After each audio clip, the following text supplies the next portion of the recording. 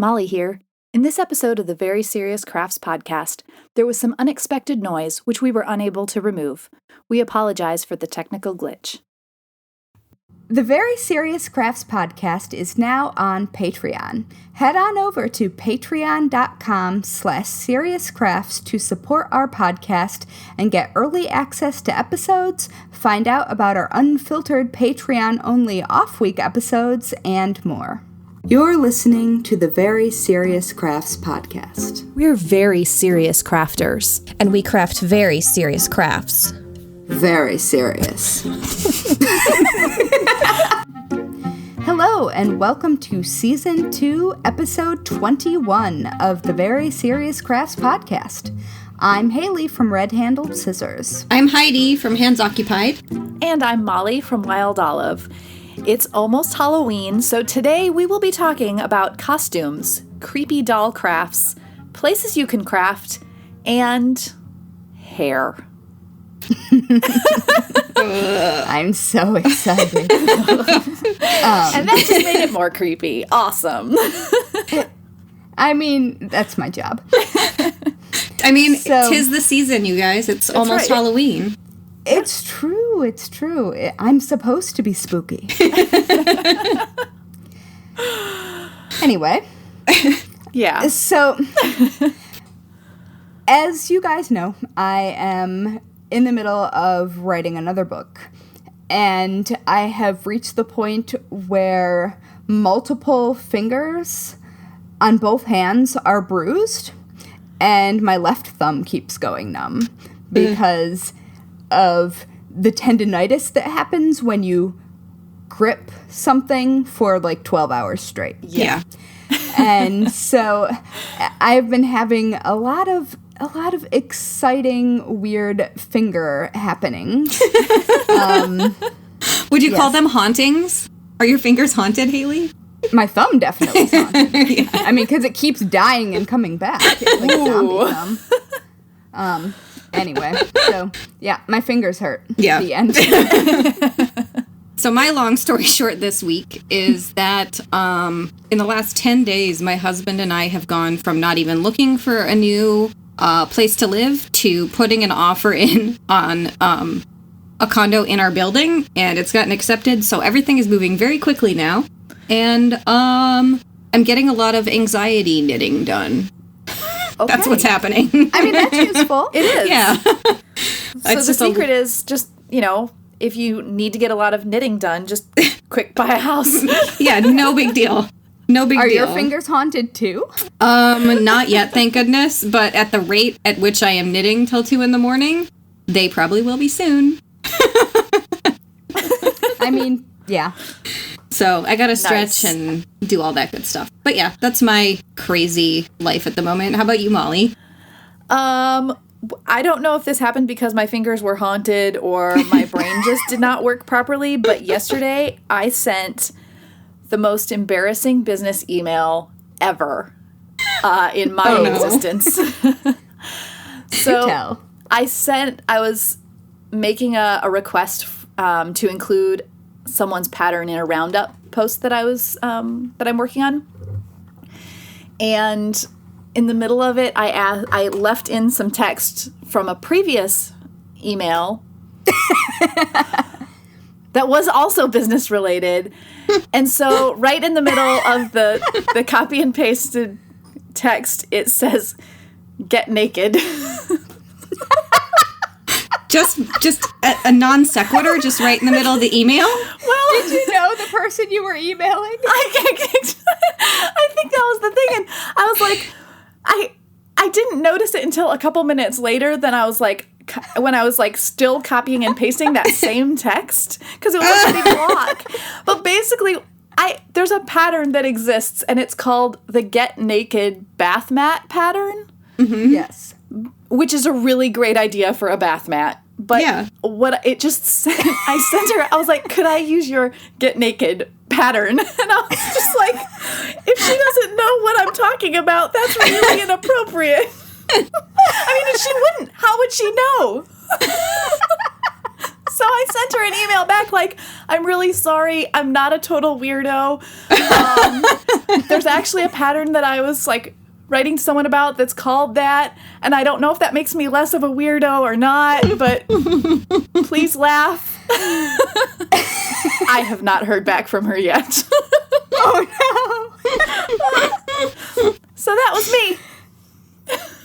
Wow. We are professional adult business women. Yes. Absolutely. Absolutely. Also, I resisted tweeting about it because I thought it's probably a bad idea for me to put get naked into any of my tweets because that will attract something. Yeah.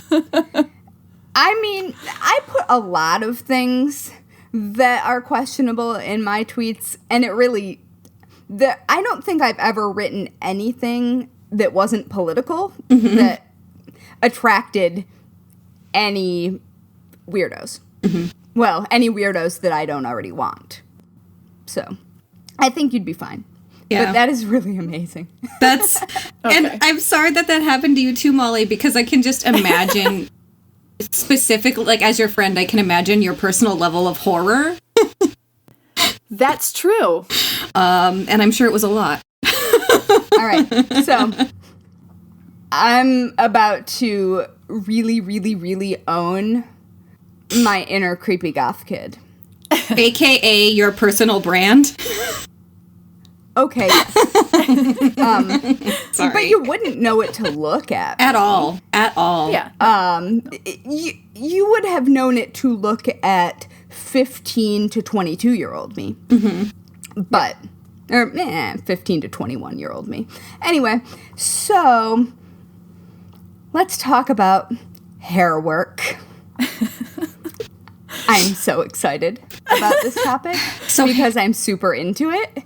Hairwork, if you don't know, is using hair, usually in braids of some sort, to make either a decorative piece of art or a wearable piece of jewelry. And it's a thing that still happens today, but it's not nearly as popular as it was in Victorian times, which is what most people think about when they think of hairwork. They usually think of mourning jewelry. Yeah. What about, like, wasn't there hairwork, or at least locks of hair, in the American Girl books? Yeah, trading locks of hair. Yeah, that's which I will actually totally get to. Okay. Perfect. So, because it matters. So, when people now think about hairwork, they're sort of creeped out by it. Yes. But it used to be Like me. super common to exchange locks of hair with your friends before photography existed. Sure. And even when photography existed, you might do that as an addition to photography because you're giving someone you care about an actual piece of you, which was symbolically quite lovely. And probably more efficient than, like, giving them one of your fingers or toes, for example. Probably, although Who's I'm morbid sure now? that happened too. Sorry, Haley. But, yeah. Continue you on. want to mummify that. Oh, boy. Preservation techniques, yes. I won't dive into it. So most people think about mourning jewelry when they think about hairwork and jewelry or art made out of hair.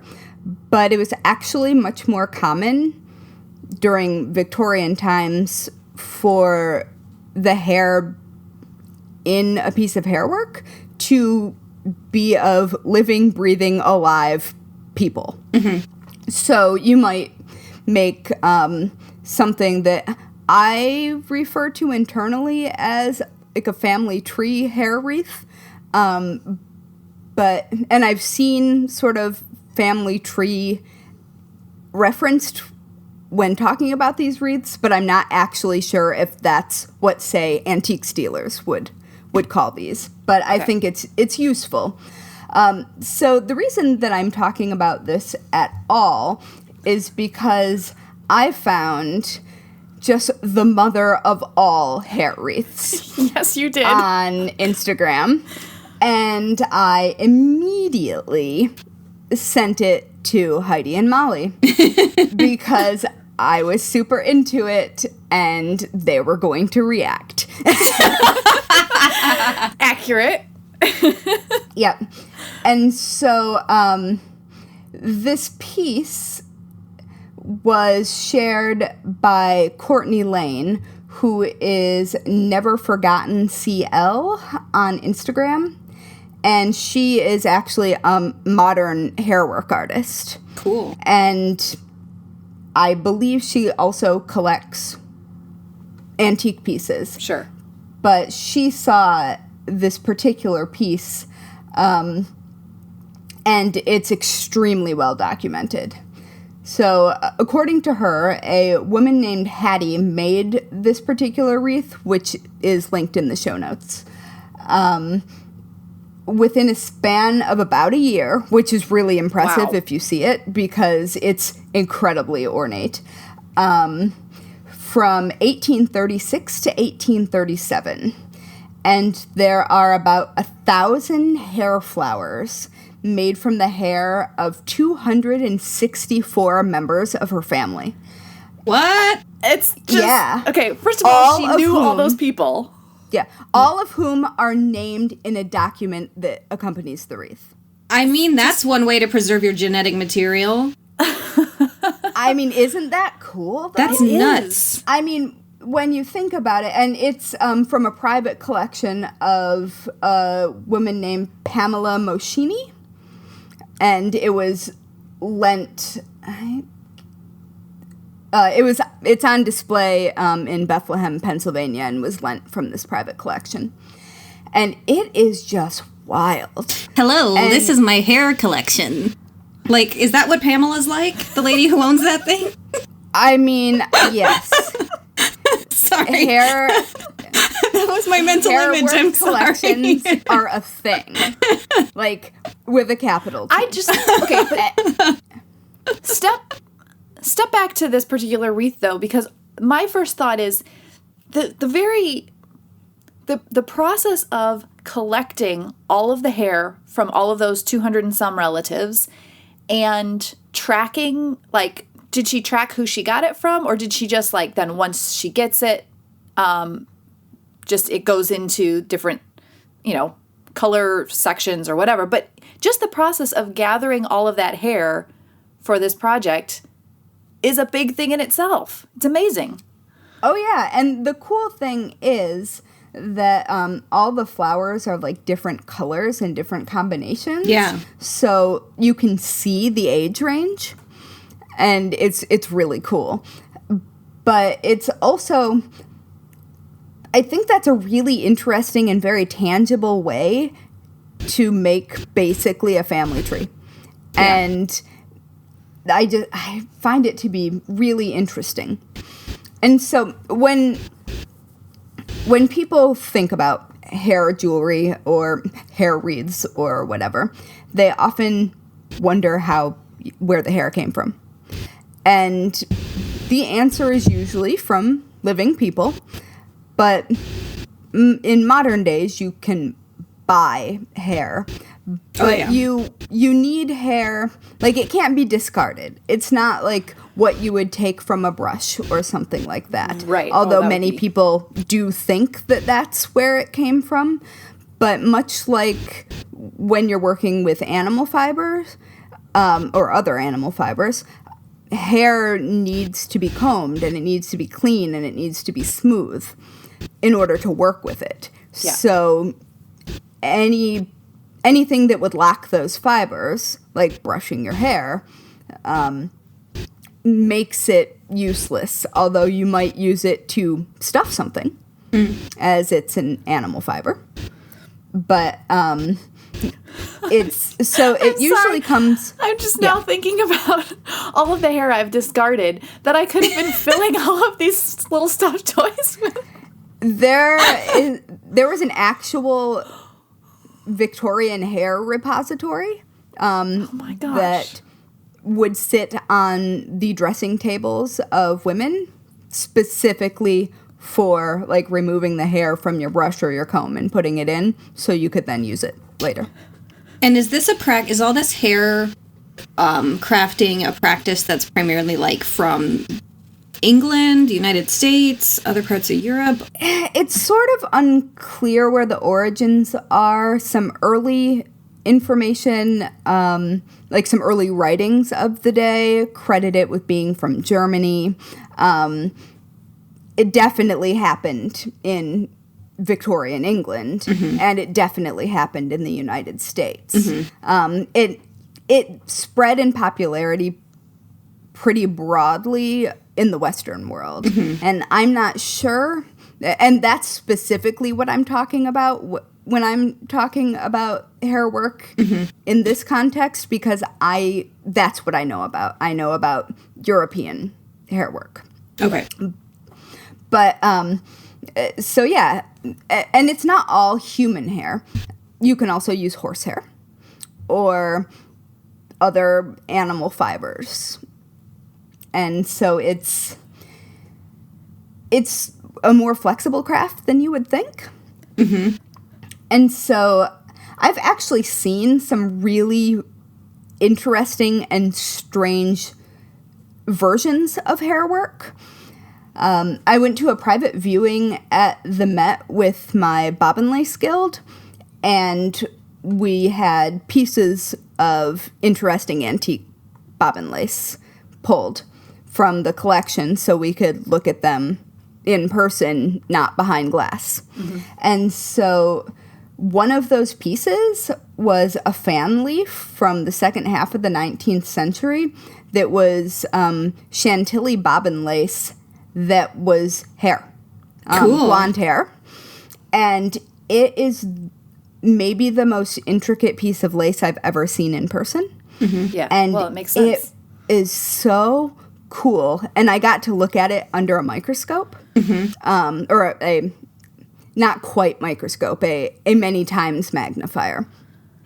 And so I could see like the knotting and stuff like that. And it's just so beautiful. When That sounds really cool. For that piece, Haley, was it like were they working with individual strands of hair or several strands held together? Wow. Of course that's gotta be I intricate think then.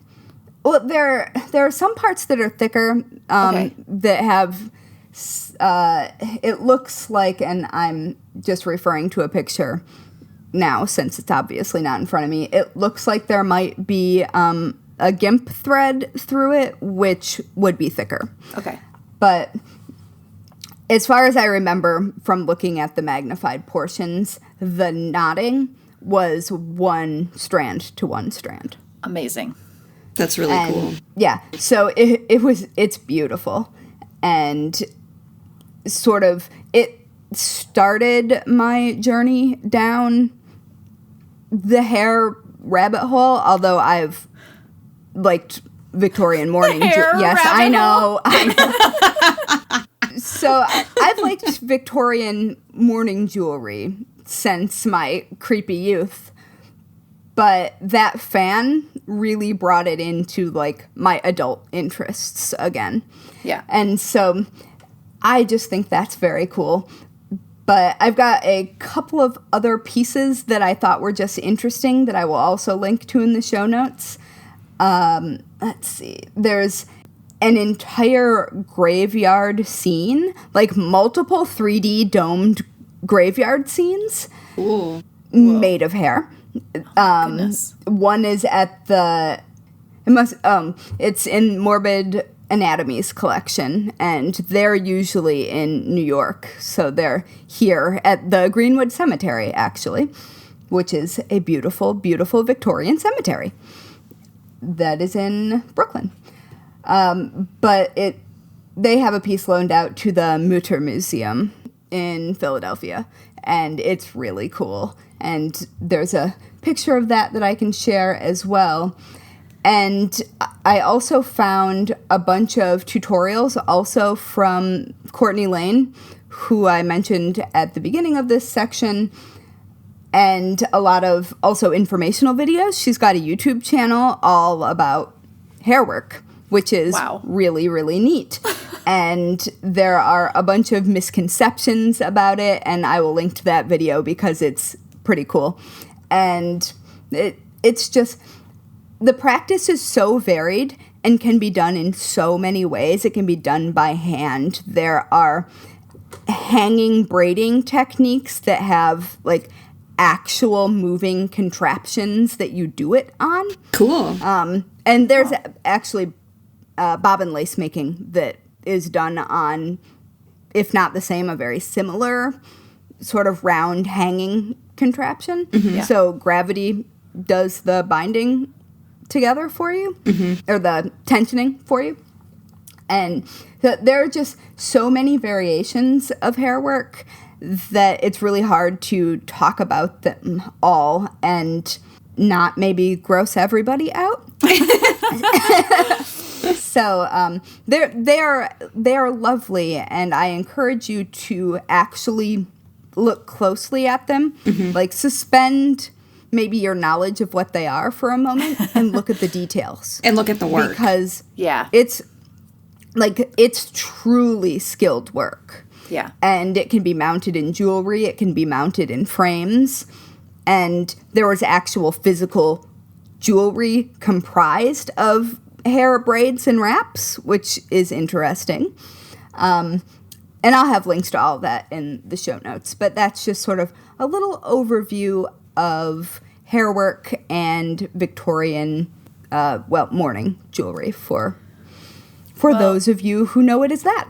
Quite frankly, I was a little bit like about this whole idea, but first of all, seeing that gorgeous wreath, just looking at it briefly on Instagram, I was impressed. And the context makes it so much less creepy.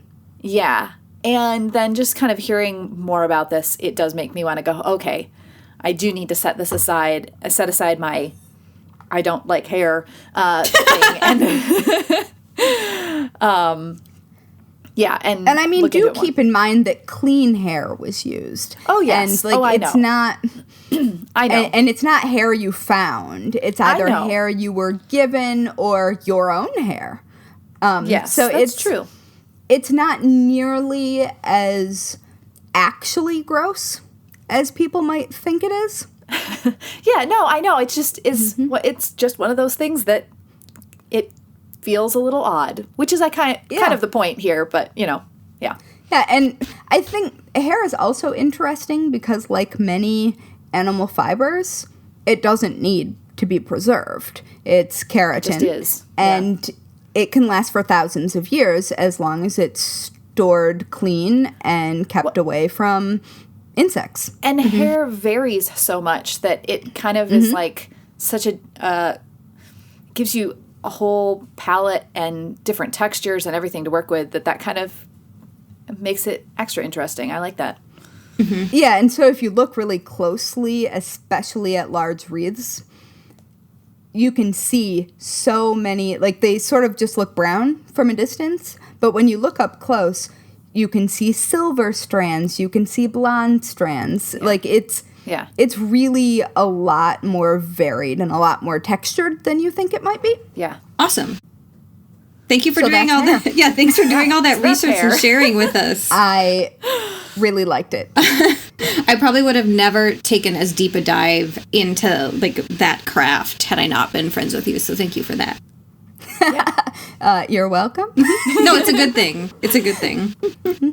Well, my Halloween crafts, like in general, when it comes to Halloween, I am a little bit more of a fan of the cute and a little bit less of a fan of the creepy. Yes. And so I don't like scary though. Yeah, but like not like horror film scary. Not like skin melting off your face pus horror, which seems to be so popular and gross. Yeah. Sorry, I feel some kind of way about it. I like macabre. Yeah. Yes. Yes. Anyway. Yeah. No jump scares for this gal, is what I'm saying. No, me neither. I saw Blair Witch Project once. Yeah, I skipped it. And I ran out of the theater. Yeah. Well, I came back. So all that to say is that I am much more of a cute fan of Halloween. And so I've got two little updates on Halloween projects that have specifically come up on this podcast. So number one, progress continues on the Great Pumpkin sweater. I'm so excited. I finished charting the pumpkin design, and I text these guys. And so far, I've knit just the mouth of the jack-o'-lantern, and it's in 3 colors of intarsia. So I'm having fun with that because just plain stockinette gets so boring sometimes. Yeah. So that's that update. That's on track to get done this year by me.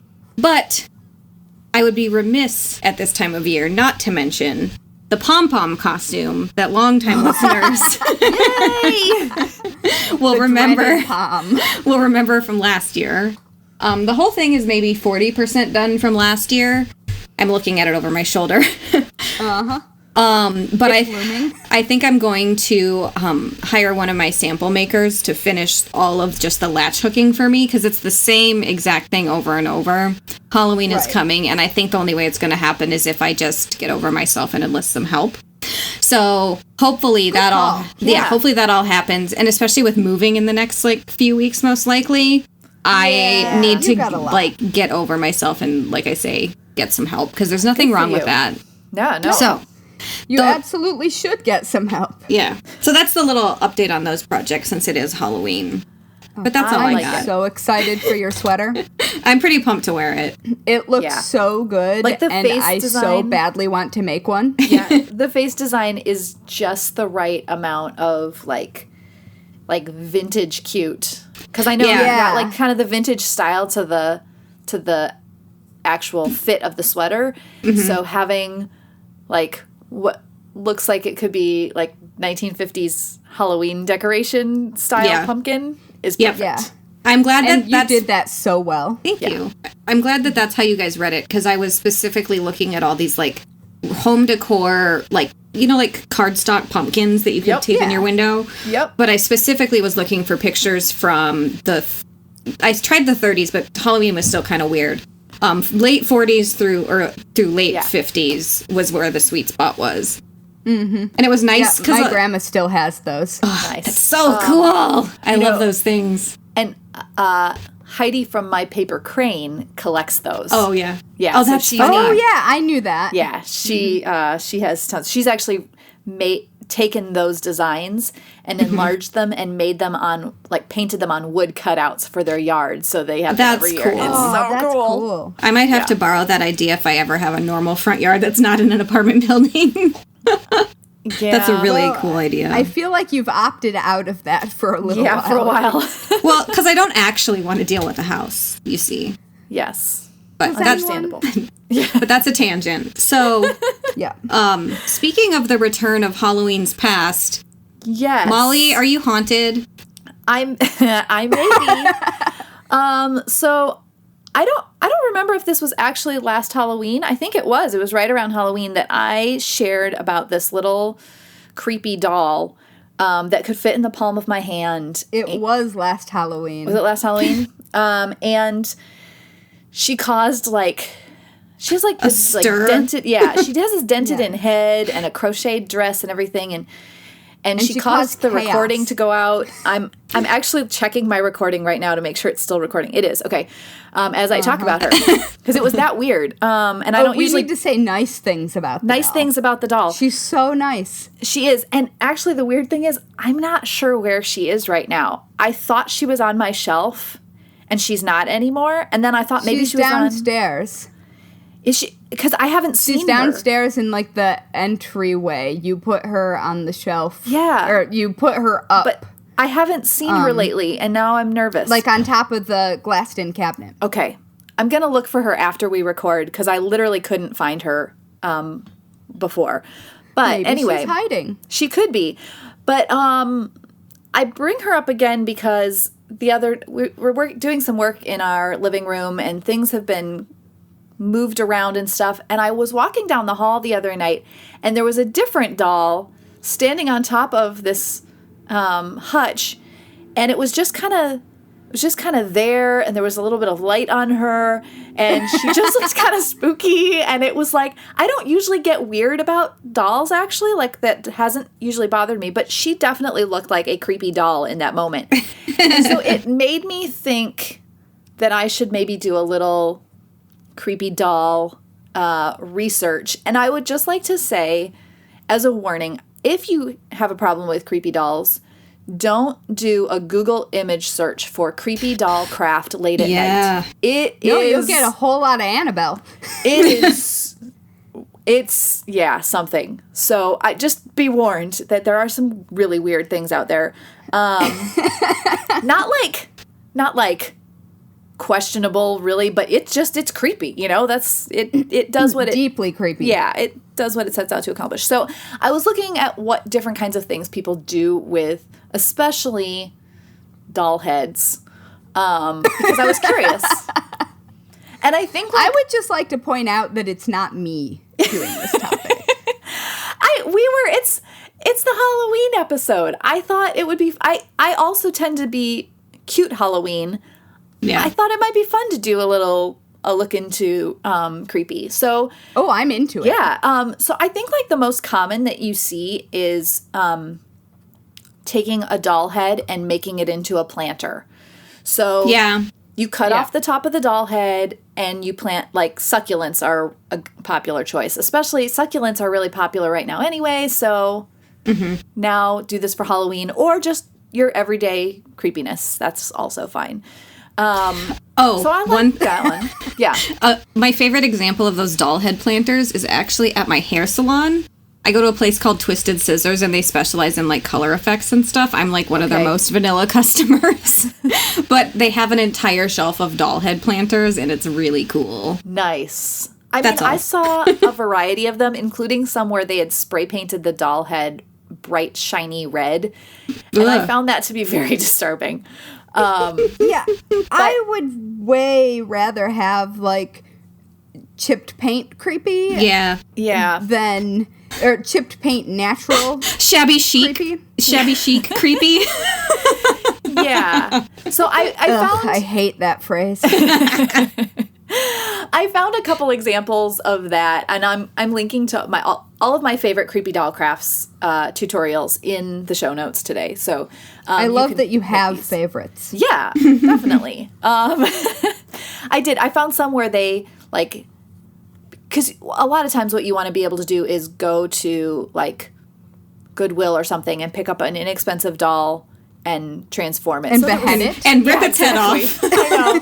I know. I feel like that's just asking for a haunting. It might be. Asking. It might be. Doing that. You pull the head off and, like, the ghost goes like, ooh, I'm in your house. You just, like, see this little mist come out. Yeah. The doll body walking down the hallway. Yeah. Losing tufts of stuffing. Oh my goodness. As long as the stuffing isn't hair, I guess. That'd be an interesting find. That doll is definitely haunted then. But sorry, we are stomping all over your topic, Molly. Why do you think I chose a topic like this to look into? It's because I knew we would have these great conversations. So, so I found a couple of those that I liked. Some simple, some a little more involved. There's one or a couple that I found where it creates almost like a terrarium where you put the creepy doll head into the bowl or the jar or whatever and add things around it like tulle to kind of give it a misty Disney Haunted Mansion floating head look. My favorite one, though, was... It came up on my screen, and my brother kind of jumped back away from the screen, which I felt was a good sign. And this is the tutorial that shows you how to take a doll head and transform it into a nightlight. Mm-hmm. So it has World of No. Glowing green eyes and kind of just a general green glow about it. And it was... No.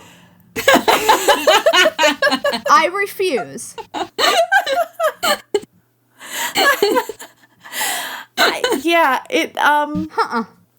It was definitely a really creepy way to transform. I mean, again, like, I saw some really weird stuff, including, like, cages, little, like, bird cages filled with doll heads, and things where they had made these things look like they were bleeding or decaying and all of that. But, like, there's just something really creepy about a glowing doll head that you would stick, like, and There's something really creepy about a glowing doll head. Yes. Full stop.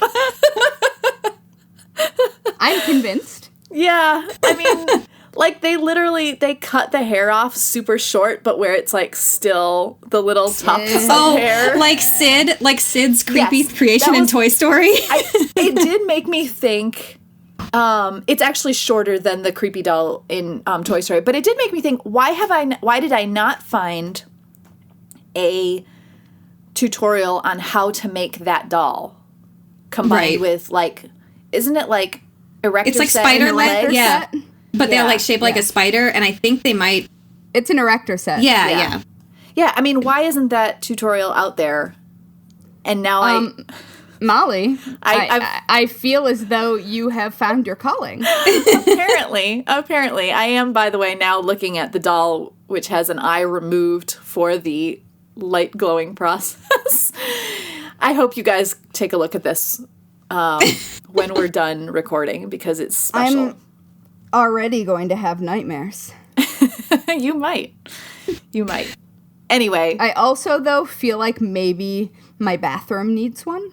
It might. I mean, they're definitely showing it for Halloween. It's a good Halloween decoration. It's like... Well, the only outlet in my bathroom is above my medicine cabinet. That'd be a perfect place for it. It would, because when you turn around where the toilet is, it would be like... Yeah. Right. Well, it would be above your head, but it would be right in front of you. Yeah. I know this wouldn't work for your situation, but I also feel like this would be the kind of thing that would be great to have across from a mirror, so that when someone looks in the mirror, they suddenly catch a glimpse of it, because it would be very startling. Once again. And definitely do not put it in front of an antique or thrifted mirror. Don't do it. Don't do it.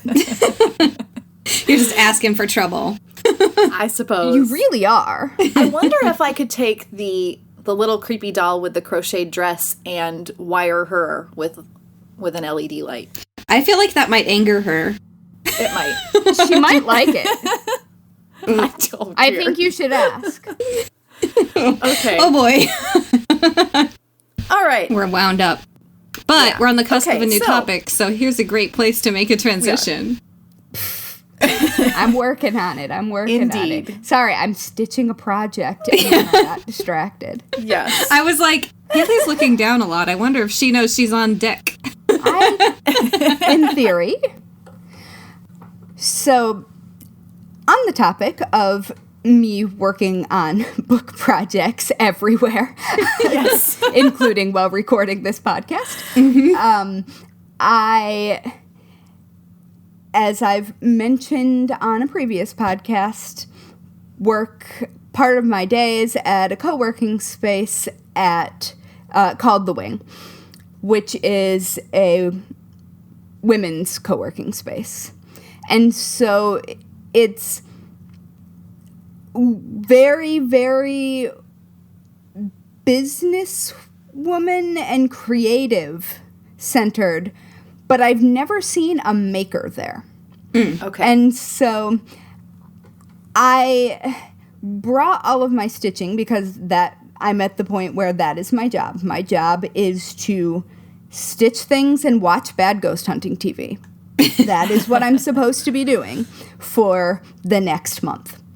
Yes. And so I brought all of my stuff and my iPad to watch bad TV, and I felt so awkward. Aw. Yeah. So I'm sitting there, like, feeling like everybody can see that I am just stitching and watching bad TV. Nobody cares. Yeah. Right. Is the thing. And I thought people might judge me and think that I was just hanging out, killing time, like not doing work during a work day. And I mean, that's just my own projection. Yeah. It had nothing to do with reality, but it was definitely, it felt very awkward. Although my editor did comment on my Instagram post about it, saying that she would, what did she say? That she would, if anyone gives you side-eye, I'll cut them. So. All right. I felt very backed up. Yeah. But, oh, man. Yeah, I get really paranoid in my studio space, too, because it's kind of like cubicles, and I'm always worried that, like, if I'm listening to music or, like, doing something that doesn't sound like work, everybody in the building is silently judging me. That's what I'm always convinced is happening. And they for sure aren't. Yeah, they don't care. They have not noticed. Right. Only one person asked about what I was doing. Yeah. And it was someone who worked there who knew that I had been on a deadline and wanted to see what I was up to. Yeah. Like, everyone's worried about themselves. Yeah. Nobody's worried about you. Yeah, exactly. Well, I can one up that story and talk about crafting in a public space where people most definitely are caring what you're doing. Yeah. Sometimes good, sometimes bad, in my experience, but... Yeah. Well, I'm specifically talking about when I knitted when I had jury duty a few years ago. Oh, I crocheted at jury duty, yeah. Yeah. I've had people, when I've said I've done that, first of all, like, the idea of crafting during jury duty, they're like, how'd you get the needles in? And I was like, wooden. It's not a courthouse for vampires. Like, what do they think is happening? It might be. You don't know if those people are vampires. I taught myself how to crochet on jury duty, maybe my first or second year living in New York. That's funny. I love it. Yeah, the case I was on was a drugs case. So I'm sitting there, like, in the front row of the little jury box, knitting away on my DPNs. I made sure to knit, like, low, and I tried to be, like, very subtle, and, like, because I don't think it would have been out of the realm of possibility that someone would have said, like, you gotta put that away. But I still went for it, because I was like, I'm gonna be sitting here for 8 hours for 2 days, unable to, like, do any work. I've got to do something. But the only time, much to my surprise, that I had to put down my sock knitting was when one of the lawyers or the court officers passed around some evidence. So I literally knit in public in an actual court case and had to put down my sock knitting to handle some crack cocaine. Isn't that great? It's pretty good. It was very different than I thought it would be. Actually, I don't think I'd ever contemplated. Maybe both. I don't think I'd ever contemplated what crack cocaine actually looked like. But they looked, but the evidence that we saw, because it was just a small amount, because it was from, like, a specific, like, drug transaction that they could actually, like, prosecute. They looked like those poppers you get on 4th of July. They were like little pea rocks, like, wrapped in saran wrap. And I was like, so this is a thing that destroys lives. Look how small it is. I guess I'm going to pick up my sock knitting and think about that. I mean, yeah, things you learn while knitting. Yeah. And it was great because I was still working as a librarian at the time, so I went back to my teen center and told all my library kids that Miss Heidi was gone for the week to handle crack. And they thought that was funny. I mean, it's not what I would have expected. My experience with crafting in public, and I really, like, I wanted us to talk about this because I love, like, Heidi, you've got the places you can knit hashtag, which I love, and I was thinking about different places where experiences that I've had crafting in public, and I used to be more likely to be doing embroidery or English paper piecing in public, which people are sometimes baffled by. Now I'm more likely to actually have knitting or crochet with me. And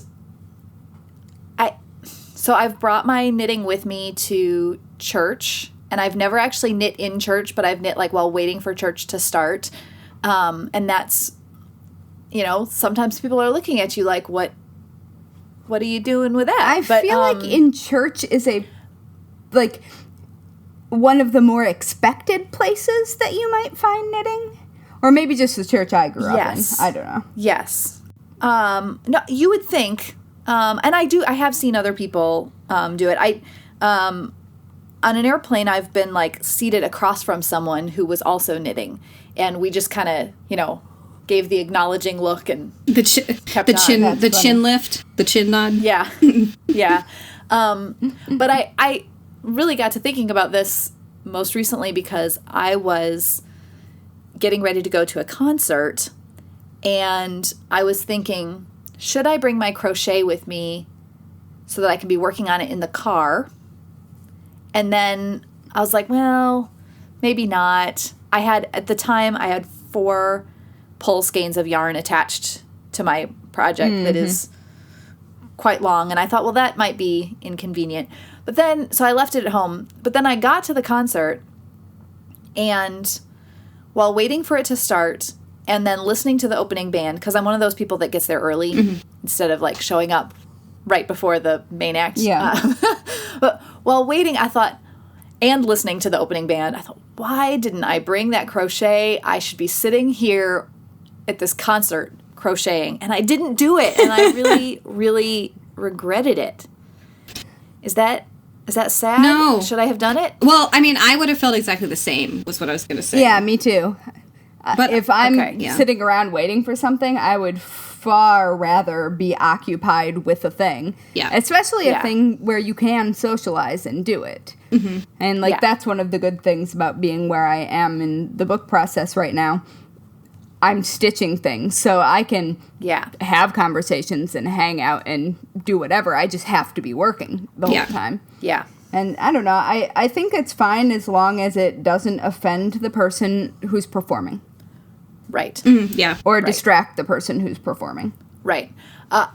No one would have, I don't think anyone other than my sister would have even noticed that I was working on a project. So, I missed out. Well, and Missed out. you can always, remember that the odds of you having someone drunkenly call your work a hamster sweater are That's right. a lot lower now because that's happened to me. Statistically, that will probably never happen again. Statistically, yeah. And that's and that was probably the most ridiculous knitting in public interaction I've ever had. Was the hamster sweater incident. I mean, I would say my most ridiculous knitting in public interaction I've had is when someone asked if I was knitting and I was doing embroidery. Right. So I was just going to say that. People whispering, she's embroidering when I'm knitting is a thing that happens. Or the other way around. Yeah. Yeah. Which is kind of fun. Yeah. Anyway, listeners, we would love to hear your craziest story of crafting in public, and or maybe just the craziest place that you have crafted in public, because that's fun. Yeah. It is fun. And I will say, in the jury box, I don't know that I would have done, but in the waiting area, oh yeah. Yes. That is Yeah. a brilliant idea because nobody can do anything and you have something to do. Yeah. I've usually taken that waiting room time to read a book because I don't I have to work in crafting other times, which means that I push out actually reading a real book, not listening to something, but reading it. And so there's something nice about that. It feels like bonus time. Totally. And that makes complete sense. I think I think the concept of bonus time is the biggest reason that knitting in public is a thing that everyone should give a try, because that's how you actually finish a sweater is, if you're knitting, for example. Oh, yeah, just carry it around Is with carry it in your bag. Yeah. Yeah, I mean, on the subway.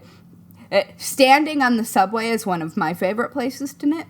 Nice. With, the skeins, or the balls of yarn, center pull balls in your purse. And just standing there knitting, and people are baffled by it in the best of possible ways. Some of my favorite moments when I was visiting my friend Katie in England last year was when we would be sitting on a train across from each other, and we each had our knitting out, and we were just working across from each other. And it is a very nice place to work, especially when you've got a table. Oh, yeah. To set your stuff on. I do it's it amazing. on like Amtrak's all the time. Yep. When heading to Vermont to see my in-laws and stuff like that.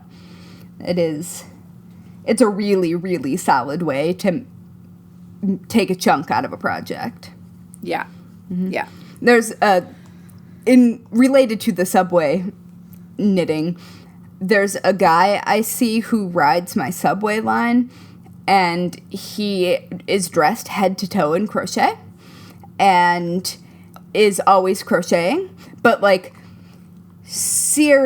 bright yellow or bright red head to toe, like including big hat crochet, and he's always crocheting on the train, and I love seeing him. It's my favorite. Yeah. Well, and obviously that's why he's able to be head to toe in crochet, is because he's always crocheting. Yeah, totally. Well, that was fun. Mm-hmm. And a little creepy too. Not the crocheting on the train part. Yeah. But the rest of it. I mean, I suppose it might be creepy in the middle of the night if he's staring at you. It wouldn't be creepy for someone who crochets, though. Someone who doesn't crochet might get creeped out, though. True. True. I feel like embroidery, like not looking at your embroidery and looking at someone else while stabbing, that might be creepy. That would be. Yeah. Yeah. So that's your tip, kids. If you want to be creepy while crafting, that's how you do it. And then you could also just carry around a glowing doll head with you. I feel like that's implied. Maybe, yes. My gosh, the doll heads could hold your center pole balls. Okay, now that actually could be good. Like the yarn bowls, but out of a doll head. Yeah. You'd probably need a pretty big doll head, but It would have to be out of the mouth. yes. Correct. So you have to have a head flap then. Yeah. I think this could, I mean, part of me wants to see if I can make this happen. Yeah, I feel tempted and I support you in All right. this, since I can't add anything else right now. I really want you to. I actually seriously want to go to Goodwill and see if I can find a really big doll now. I'm into it. I support you in this creativity.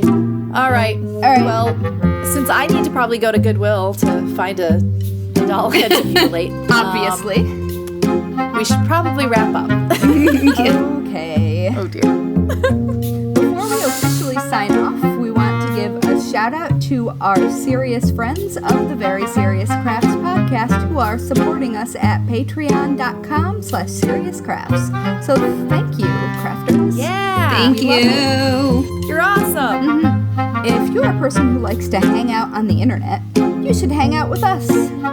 Find us on Instagram and Twitter at Serious Crafts and on Facebook at Very Serious Crafts. You can also find show notes and all things Very Serious Crafts at veryseriouscrafts.com. Want to join the conversation? Tag us using #VerySeriousCrafts. And if you're using Instagram stories, don't forget to tag us with @SeriousCrafts so we can reshare. Are you a fan of the Very Serious Crafts podcast? Yeah. Goodness. Speaking of creepy. Mollie's haunted now. Bye. Just kidding. Or is Mollie haunting me while I'm reading? Great. Please leave the Very Serious Crafts podcast a 5-star rating on whichever platform you use to listen to podcasts. Because good ratings help us show up in recommendations, which helps more people who love crafting find us. And finally, if you'd like to sponsor an episode of the Very Serious Crafts podcast, visit veryseriousscrafts.com and click sponsor, or support us at patreon.com/seriouscrafts. Thank you. Yeah. Yes. Thanks. Bye.